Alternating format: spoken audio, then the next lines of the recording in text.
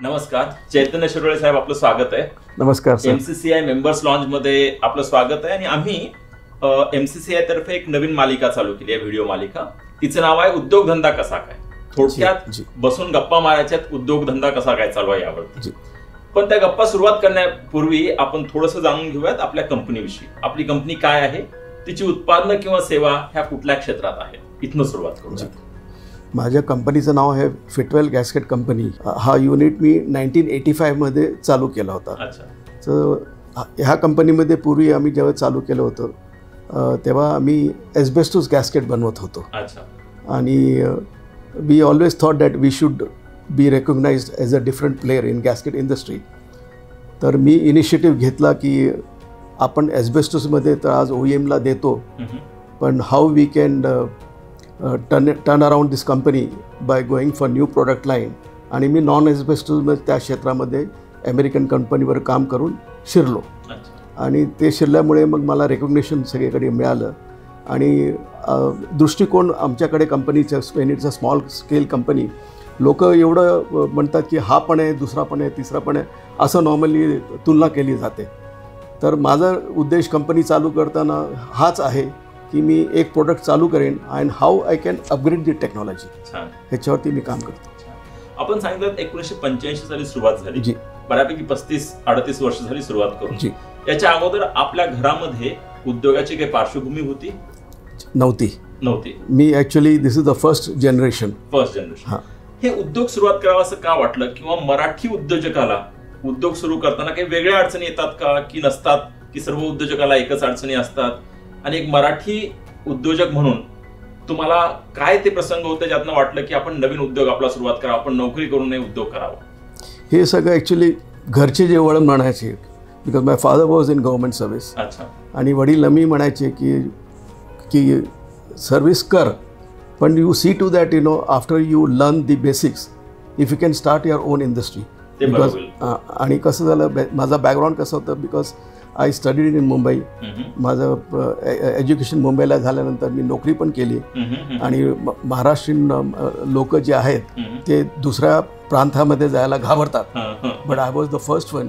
मी जबलपूरला गेलो आणि माझा दृष्टिकोन बघण्याचा सगळा चेंज झाला. तर तिथे मला जे 3.5 वर्षामध्ये मोठ्या कंपनीमध्ये व्हिजिट करायला मिळाले, जसं ऑर्डनन्स फॅक्टरी म्हणा, गन कॅरेज फॅक्टरी म्हणा, vehicle factory Jabalpur. So that is the time I realized that I have learned so much, the basics have become so strong. Why not do something for my own and come back to Pune, which is my native place. म्हणजे तुमच्या वडिलांनी तुम्हाला हे करण्यासाठी encourage केलं, प्रवृत्त केलं, ही खूप चांगली गोष्ट आहे. त्यासोबतच आपण जे सांगितलं की जर आपण आपल्या घराच्या बाहेर पडलो, जर आपण आपल्या राज्याच्या बाहेर पडलो किंवा आपल्या देशाच्या बाहेर पडलो, तर आपल्याला खूप काही शिकता येतं. तर आपण सुरुवात केली 85 ला. आता 2023 मध्ये होत आपण, 38 वर्ष झालेली आहेत त्या कंपनीला. सध्या उद्योग कसा चालू आहे, किती टर्नओव्हर आहे आपल्या कंपनीचं साधारणतः, आणि मागच्या 1-2 वर्षात आणि पुढल्या 1-2 वर्षात ही उद्योगाची ग्रोथ कशी आहे? आता बघा, आम्ही 3 वर्षापूर्वी इट वॉज 45 crores. 45 वरनं 75ला जम्प केलं, 75 नंतर 95, and last year was 135. And this year we are planning 155-160. म्हणजे 75 crore ते 155 crore ही फक्त 4-5 वर्षातली जर्नी आहे, 5-1 वर्षातली. 3 वर्षामध्ये केली. फक्त 3 वर्षामध्ये 75 crore पासून 150 crore पर्यंत. हो, 3 वर्षामध्ये. खूप छान. म्हणजे 35-40% CAGR म्हणजे सरासरी वाढ होती आहे उद्योगामध्ये. पुढले 2-1 वर्ष कशी वाढ होईल असं दिसतंय? म्हणजे हाच रेट चालू असेल, थोडासा कमी होईल, थोडासा जास्त असेल? आता कसं, थोडं थ्रेट सगळ्यांना आहे की आम्हाला जे सांगलं जातं की आता ICE इंजिन थोडेसे कमी डेव्हलपमेंट होणार आहे, एक्झिस्टिंगलाच थोडंसं काहीतरी हे अपग्रेडेशन होईल. आणि सगळ्यांचा फोकस आहे आता एरिया टुवर्ड्स EV वरती. मग आम्ही विचार केला, since I am into gasket production, we thought that we can also think of battery insulation. तर आम्ही जर्मनीला गेलो, मी आणि माझे दुसरा चिरंजीव, आम्ही जर्मनीला नोव्हेंबरला गेलो आणि आम्ही एक प्रोडक्ट उचलला आणि तो आम्ही इंट्रोड्यूस केला इंडियामध्ये. ते हे सगळं असं हे इनोव्हेशन आणले आम्ही. छान. म्हणजे यातनं कळतं आपल्याला की ऑटोमोटिव्ह क्षेत्र, वाहन उद्योग क्षेत्र, ज्यामध्ये उत्पादन क्षेत्रातले किमान अर्धे रोजगार हे या क्षेत्रात आहेत. पुणे, महाराष्ट्र पूर्ण, आणि त्यातल्या त्यात पुणे जिल्हा, पुणे विभाग हा यामध्ये खूप प्रगत आहे. ऑटो मॅन्युफॅक्चरर्स आणि त्याचे कॉम्पोनंट मॅन्युफॅक्चरर्स यांनी भरपूर मोठा रोजगार उत्पादन केला आहे. मात्र याला एक थ्रेट आहे, ती म्हणजे आपण जसं बोललात तसं जी आपली पेट्रोल डिझेलची इंजिन होती आता ती चालू राहतील काही अवधी आणखी 2030 पर्यंत वगैरे. मात्र त्यामध्ये होणारी वाढ जी आहे ती थोडी कमी वाढ होईल, त्यामध्ये ईव्ही येतील. असं होत असताना त्याचे जे कॉम्पोनंट मॅन्युफॅक्चर आहेत तुमच्यासारखे, त्यांनी ही जी नाविन्यता किंवा जे इनोव्हेशन आणलेलं आहे ते खूप नवाजण्यासारखं आहे, ते खूप वाखाणण्यासारखं आहे. कारण त्यामुळं एका ठिकाणी जरी ग्रोथ थोडी कमी होईल असं वाटत असेल आपल्याला भविष्यामध्ये, तर तिथं दुसरे प्रोडक्ट आहेत जिथं ग्रोथ वाढतीये. तर हे खूप चांगलं उदाहरण आहे की एखादा उद्योजक जेव्हा त्याला कुठली थ्रेट दिसते तेव्हा ऍडव्हान्स मध्ये तो ती थ्रेट पाहतो आणि स्वतःला प्रिपेअर करतो त्या थ्रेटला बॅलन्स करण्यासाठी किंवा ती थ्रेट मिटिगेट करण्यासाठी. धन्यवाद.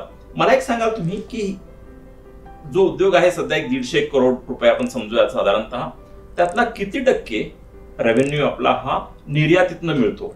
डोमेस्टिक मध्ये आमचं आता 78 to 80% डोमेस्टिक आहे. तर 20% एक्सपोर्ट जे आहे साधारणतः कुठल्या देशांना जातं? आम्ही ऍक्च्युली जेव्हा हे डेव्हलपमेंट चालू केली 2017 मध्ये आम्ही US ला होतो, आणि जेव्हा मी डेट्रॉईटमध्ये दुसऱ्या कंपनीत जात होतो तेव्हा एका कंपनीने जी मोठी एक्झॉस्ट मॅन्युफॅक्चरिंग कंपनी इंडियामध्ये पण आहे त्यांना कळलं मी डेट्रॉईटमध्ये आहे. त्यांनी मला संपर्क साधला आणि मला सांगितलं can you visit our office headquarters in Detroit. I said मी आणि दिग्विजय आम्ही गेलो तिथे अँड आम्ही आमचं प्रेझेंटेशन त्यांना दाखवलं. त्यांना इतकं आवडलं की for the first time we design the thermal shield for a company like Daimler. छान. आपले निर्यात ही जास्तीत जास्त अमेरिकेत होते की आणखी कुठल्या देशात होते? जर्मनी पण आहे. अच्छा. आणि गॅस्केट्स आहेत ते आम्ही कोरियाला सप्लाय करतो. खूप छान, खूप छान.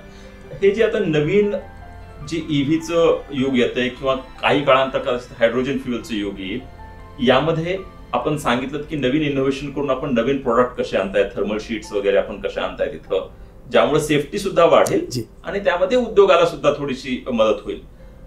तर याची तुम्हाला भीती वाटतेय की ही संधी वाटतेय?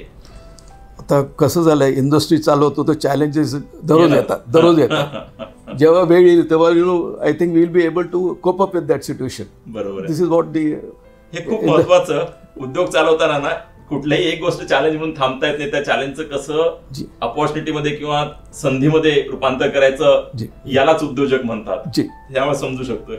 हे करत असताना मला सांगा, आपण तंत्रज्ञानाविषयी बोललो.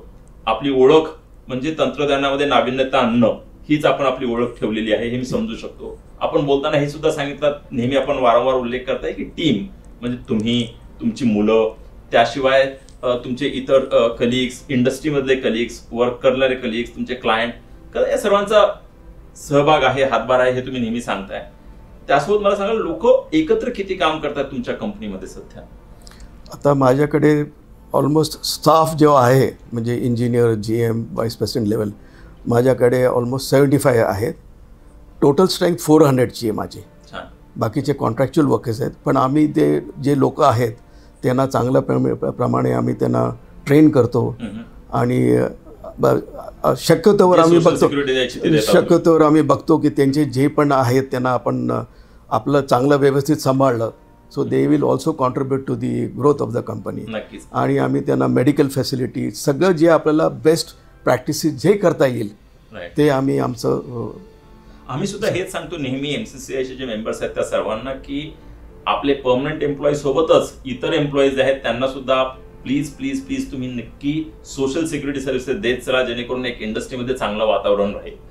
पण मला एक सांगाल, स्किल्स विषयी जेव्हा आपण बोलतो, कौशल्य ते खूप महत्वाचं. त्यातल्या तुमचा जर टेक्नॉलॉजी तंत्रज्ञानावरती फोकस असेल तर असं कुठलं स्किल तुम्हाला आहे वाटतं का जे आवश्यक आहे कंपनीमध्ये, मात्र सहजगत्या उपलब्ध होत नाही मार्केटमधनं किंवा अकॅडमिक इन्स्टिट्यूशनमधनं, असं कुठलं स्किल आहे?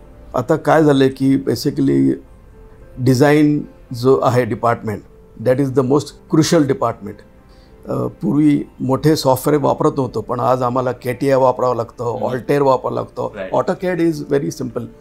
तर त्याला जे लोक लागणारी आहेत तर ते स्किल फार महत्त्वाचं असतं. कारण आम्हाला परदेशातून इन्क्वायरी आली की ते पण आपल्याला असं गृहीत धरतात की बाबा आपण इन्क्वायरी पाठवल्यानंतर they will give us the feasibility report, and based on the feasibility report we can rely on this particular company that they are capable of designing the part.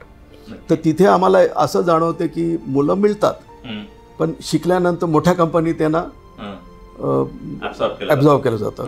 But as I said this is part and parcel of the game, running. तो आम्हाला ठीक आहे, एक गेला की आम्ही दुसरं, कारण आम्हाला कसं आहे की आम्ही अशी पण तयारी करतो की एक स्टँड बाय म्हणून दुसरा जो ज्युनियर आहे त्याला तयार करतो. हे इंटरेस्टिंग आहे. बरेच मला MSME सांगतात on a lighter note, but very seriously is MSMEs हे मोठ्या कंपन्यांची ट्रेनिंग सेंटर आहेत. कारण MSMEs ट्रेन करतात त्यानंतर, आणि साहजिक आहे एखादी मुलगी किंवा एखादा मुलगा जेव्हा चांगलं करायला लागतो त्याला आणखी मोठ्या पगाराची नोकरी मिळत असेल तर तो घेणार, हेही साहजिकच आहे.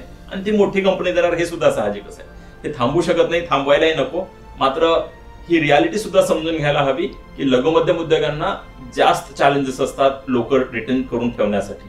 ट्रेन करायला तर लागतं पण रिटेन करणं अवघड जातं. मी आणखी एक चांगलं सांगतो की हे जी मुलं मोठ्या कंपनीत जातात actually they work as ambassadors also to us, because ते म्हणतात की ह्या कंपनीमध्ये आम्हाला एवढं शिकायला मिळालं तर आपण का नाही जात या company which will help you to develop a part for you. So this is a plus point for अस.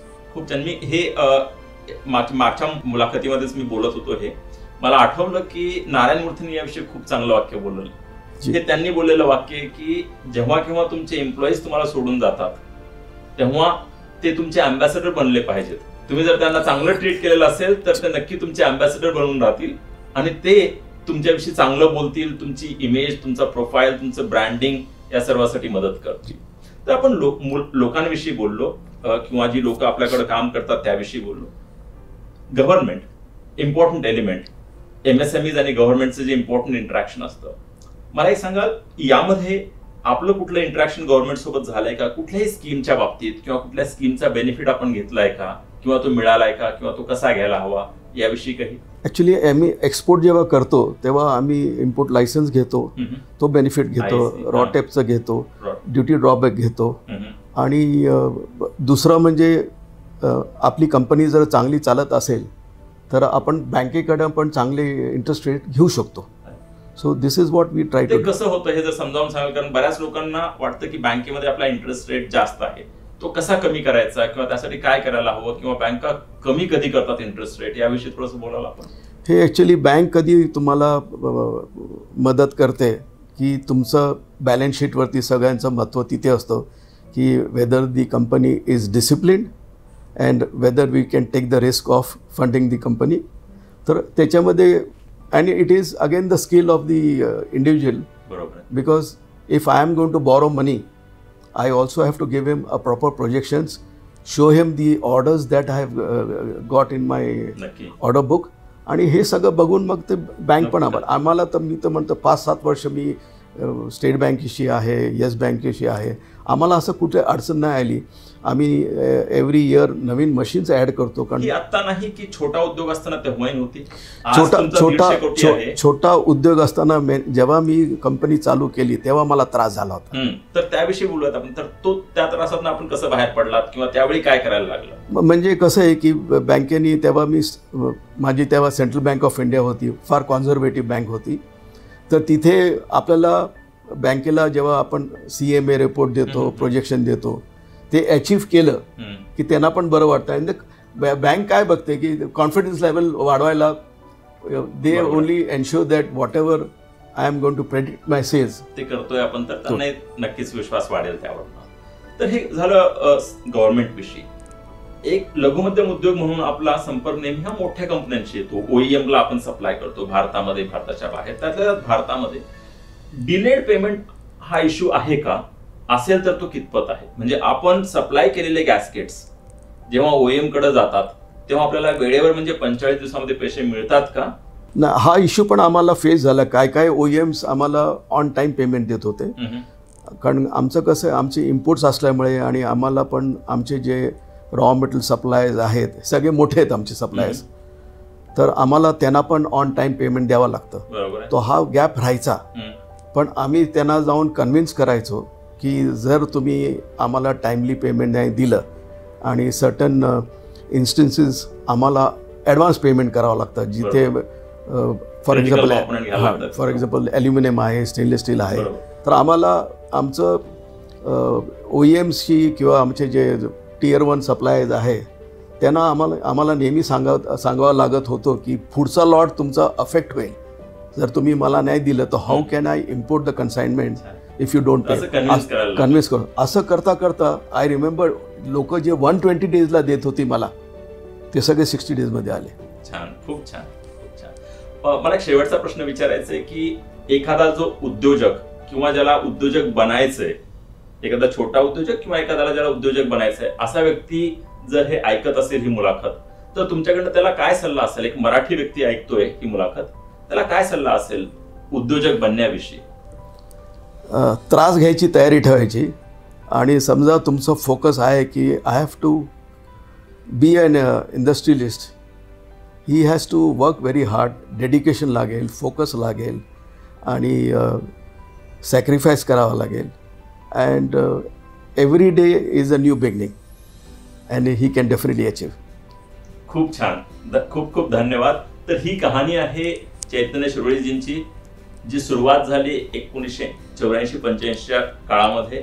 मागच्या 38 वर्षामध्ये त्यांची प्रगती ही अक्षरशः शून्यापासनं आज 150 कोटीच्या टर्नओव्हर पर्यंत आहे. मागच्या 2-3 वर्षामध्ये 35-40% ही ग्रोथ झालेली आहे. पुढील येणारं चॅलेंज पाहता, जे पेट्रोल डिझेल इंजिन पासून आपण बरीच लोक EV कडे वळत आहेत, हे चॅलेंज पाहता त्यांनी आणखी इनोव्हेशन केलेली आहेत आणि त्या इनोव्हेशनमुळे त्यांनी नवीन प्रोडक्ट रेंज सुद्धा लॉन्च केलेली आहे EV साठी, जी की त्यांना तर ग्रोथ देईलच पण सेफ्टी सुद्धा वाढवेल वातावरणामधली किंवा EV युजर्स मधली. हे सर्व करत असताना त्यांनी एक्सपोर्ट सुद्धा केलेला आहे वेगवेगळ्या देशांमध्ये. आणि या सर्वांमध्ये मला एक कोर दिसतोय, तो म्हणजे टेक्नॉलॉजी आणि इनोव्हेशन. हा एक कोर दिसतोय तुमच्या चर्चेत, यात तो सूर दिसतोय यातनं. ही खूप महत्वाची बाब आहे. त्यानंतर त्यांनी तुम्हा सर्वांना मार्गदर्शनही दिलेलं आहे की एक नवीन उद्योजक बनण्यासाठी काय करायला लागतं किंवा काय लक्षात ठेवायला लागतं. चैतन्यजी, आज आपण आलात, आमच्याशी चर्चा केलीत, आपले खूप खूप आभार. धन्यवाद sir for giving me the opportunity. धन्यवाद.